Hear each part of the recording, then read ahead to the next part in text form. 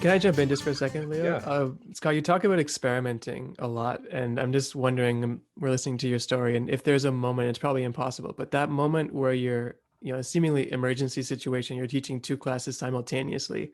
From up until that point, what you're saying, you're following the Mother Goose approach, right? Hmm. Following along the IH method. Hmm.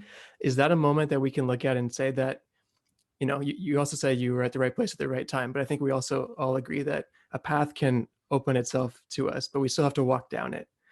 So is that a moment where the light bulb went Hmm. off and There then were there were this like path opened, yeah but that was the one where you said, okay, I can actually walk down this path now.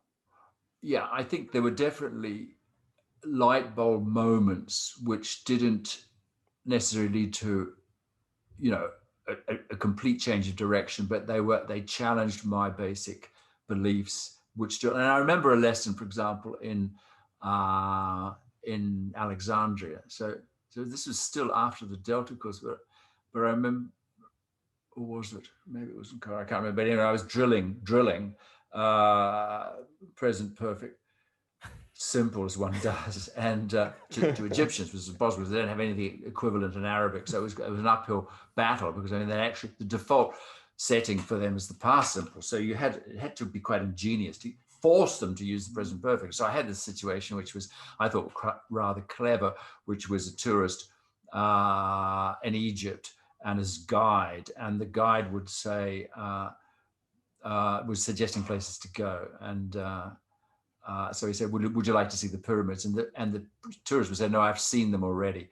And they said, well, would you like to go on a felucca on them? No, I've done that already, et cetera, et cetera. And I was running out of prompts. So I said, would you like to listen to Kulsum? Now, Kulsum is this kind of iconic Egyptian singer who, like everybody knows, but it's insider knowledge. She sings in Arabic. She's not known outside. But the students were obviously startled by the fact that I had access to this insider knowledge. And one of them said, did you hear Kulsum? And I'm going, this is in the middle of a drill which you're practicing. Have you heard? And I've heard already. Present perfect couldn't have been more available. It was in the room. It was all over the place. Mm-hmm. And the student said, did you hear Kulsum? Because immediately leapt from form into meaning. And when the focus was on the meaning, it all went out the window. And I'm saying, Ahmed, what are we practicing here? And the students were staring at me in disbelief. Well, no, that's the English lesson. I'm interested in whether because it's so odd that a foreigner should have heard of this iconic singer. Right.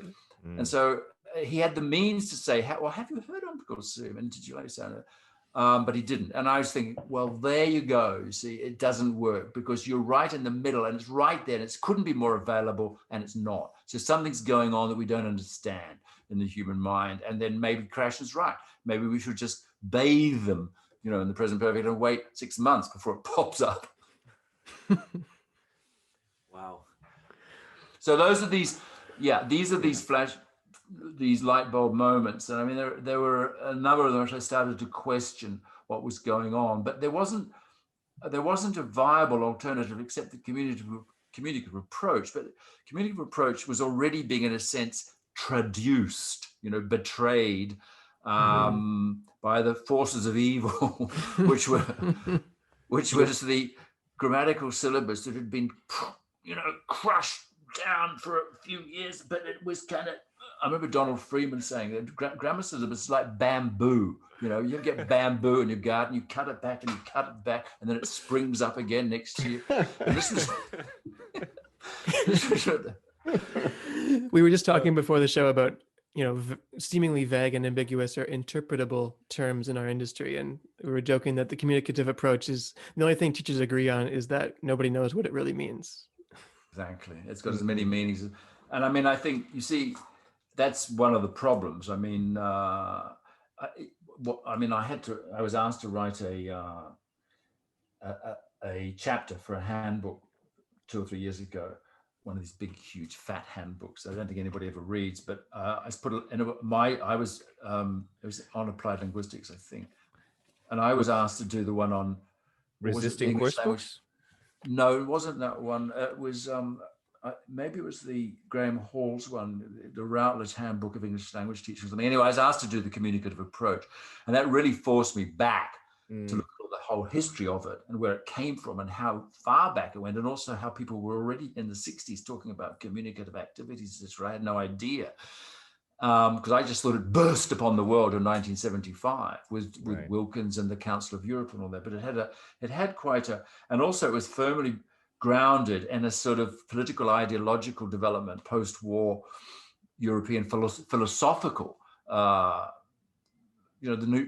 word communication. When you do a kind of what's it called? The Google search thing of words. You get Ngram, exactly. Yeah. And you put in communicative, and it's like, it's very significant how in the 50s, the 60s, it really shoots up because it was everywhere. We're talking about we've got to communicate.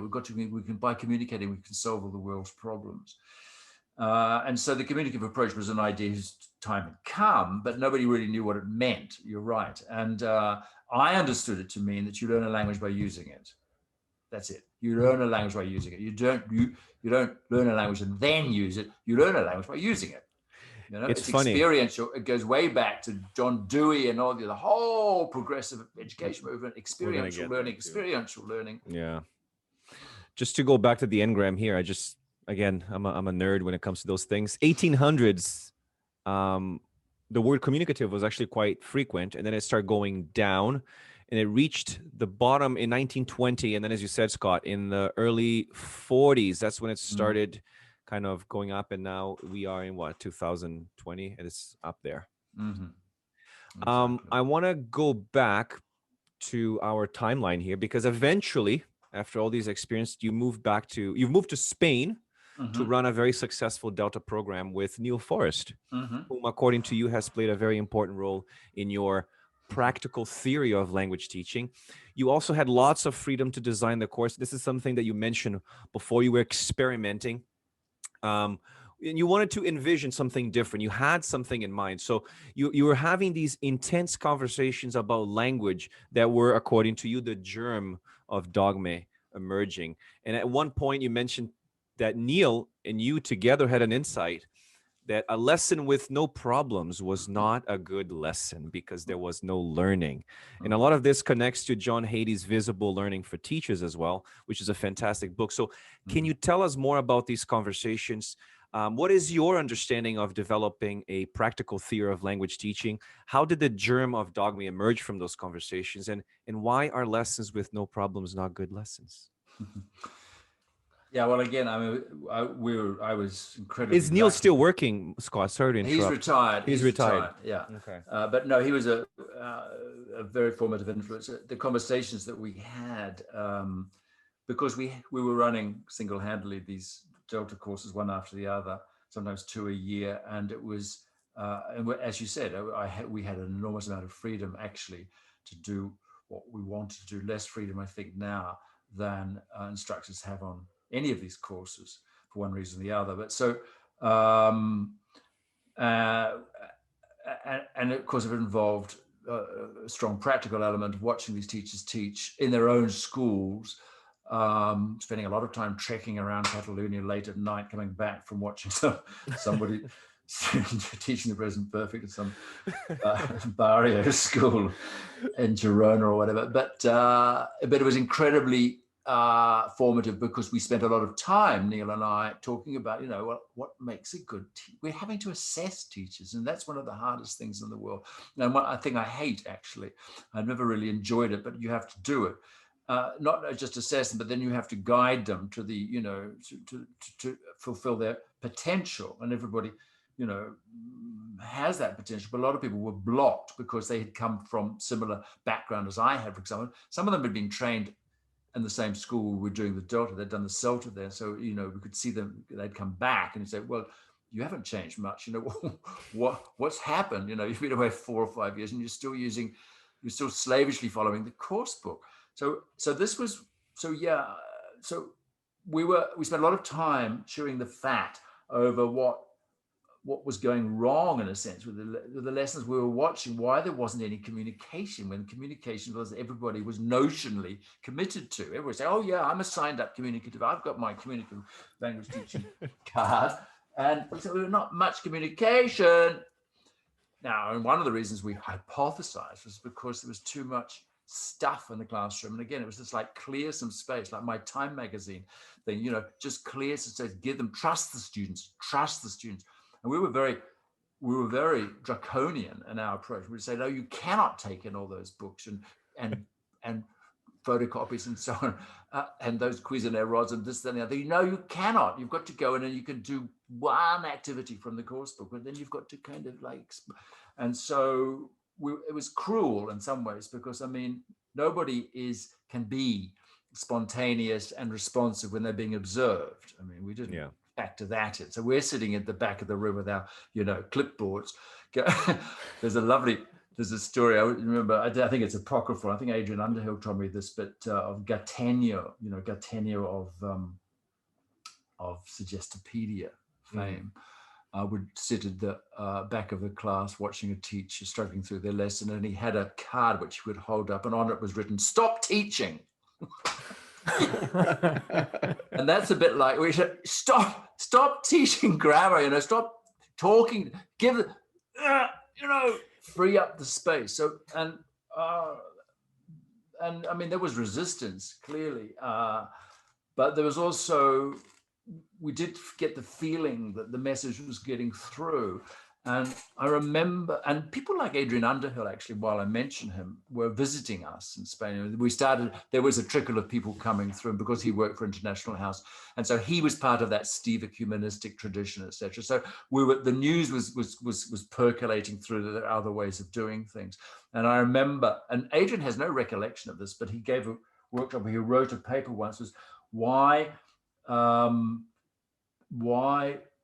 I don't know what was the verb he used, abandoning or rejecting or whatever, the course book is a good idea. And he wrote this little piece about it.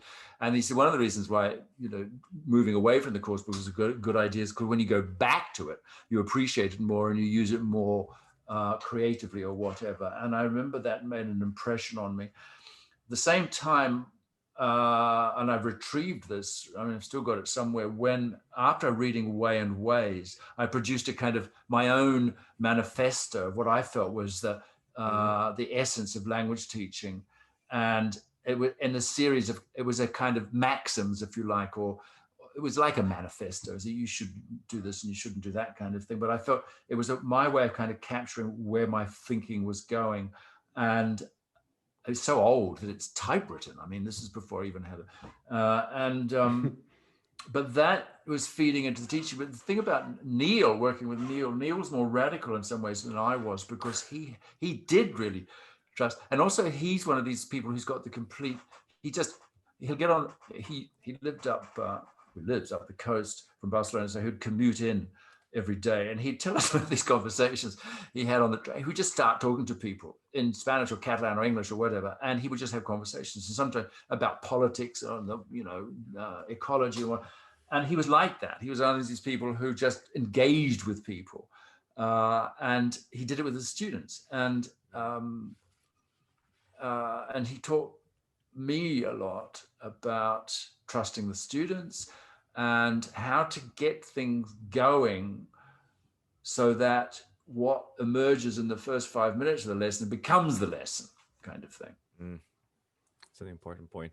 Mike can talk a little bit more about this, but I want to understand the resistance, because I think it's still pervasive. I think a lot of teachers are still very resistant to trust the students, to trust that language will naturally emerge, and more importantly, developing this practical theory of language teaching, because Mike is doing his PhD, so he can speak more about that. Mike.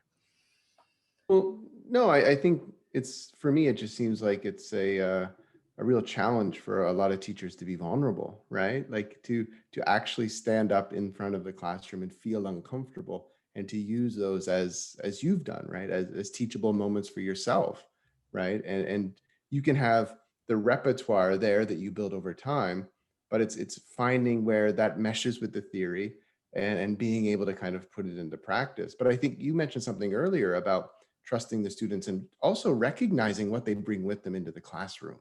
Because I think for me, and this goes back, we mentioned John Dewey earlier, this whole idea of tapping into the psychology. Maybe this is why Neil was so successful. He was maybe great with reading people in general and being able to know what makes them tick and to work with it from there, and thus creating that lesson from the first 5 minutes. But it goes back with, again, just being comfortable with discomfort. For me, I don't know how you feel about that. Yeah, no, that's a good way of putting it. And I think, again, we were maybe pushing, sometimes we were pushing our trainee teachers a little too far, because we were pushing them way outside their comfort zone. But I mean, we were deliberately trying to do that. So, you know, you've been teaching now for 3 or 4 years. You should have the classroom management skills, and you should know enough about the English language to be able to respond, you know, in the way that I learned to respond in Egypt, having to do these substitute lessons where I had nothing. I walked in and I think, what the hell am I going to do? You know, and if you draw on the social, interpersonal side of your skill set, which you should have if you're a teacher, you shouldn't be in the classroom if you don't have social skills or interpersonal skills. If you draw on those kinds of things, which allow you to survive a dinner party, for example, by being able to talk to people next about any old thing, or a long plane trip stuck next to somebody who's obsessed about, you know, whatever, that you can do it because we're human beings and we're good at that. But why don't we, you know, and so we're trying to tell the teachers, bring these skills into the classroom.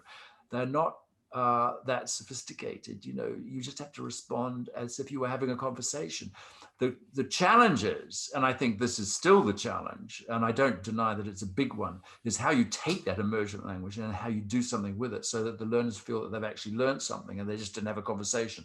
And that is the challenge. And that's the challenge with task-based learning as well, is how you know, okay, it's one thing to set up tasks and have everybody doing and creating, but, you know, where's the meat, you know, where's the beef, where's the +1, where's whatever you want to, where's the, you know, otherwise people are just like, and this is one of the things I felt, I remember the first talk I ever gave at an IATEFL conference was called No Pain, No Gain. It was because I had seen so many classes which were notionally communicative, but they weren't, they were just interactive. And there's a difference. Students were interacting, like they were watching each other's lips going up and down, and then they would say something. But there's nothing, I likened it to a car which is in neutral, you know, so the engine is on, you can hear it, but it's idling. And this is what I said, so many classes where I said, come on, push them a bit, you know, get them to stand up and do the damn activity, for example, rather than sitting down, get them to do it again, film them, you know, or do it in a shorter time, whatever, anything. I actually saw a wonderful talk in Barcelona by a guy who was the editor of the TESOL Quarterly at the time, who was had extrapolated 5 principles of the communicative approach, which were consistent with Merrill Swain's idea of push. You know, it's not enough about input, Mr. Krashen, but it's output too, and you need pushed output. And so this talk that Stephen Gaze, that's right, his name, gave this talk, which made a huge impression on me, and I worked it into a lot of my writing before I discovered that it wasn't his idea at all. It was somebody who had written an article for the TESOL Quarterly called Gad from Canada, Gad Boddington and Segalowitz wrote this fabulous article in the TESOL Quarterly in 1985 or something, and that was like, oh my God, and that still is. I still promote their 5 basic principles of what they call creative automatization, because I think they make sense, and they've been validated by a lot of the research into task-based learning, for example, subsequently. I don't know, how did I get onto this? But it's this thing, yes, of shaping how do you take that emergent language and what do you do with it? And that's why we wrote the book in 2009, Luke and me, Teaching Unplugged, because, you know, people still saying, but I don't understand what you do with this language. I mean, it's one thing to set up communicative activities. There's another thing to, you know, respond to the language that comes up. And so part of the book focuses very much on that.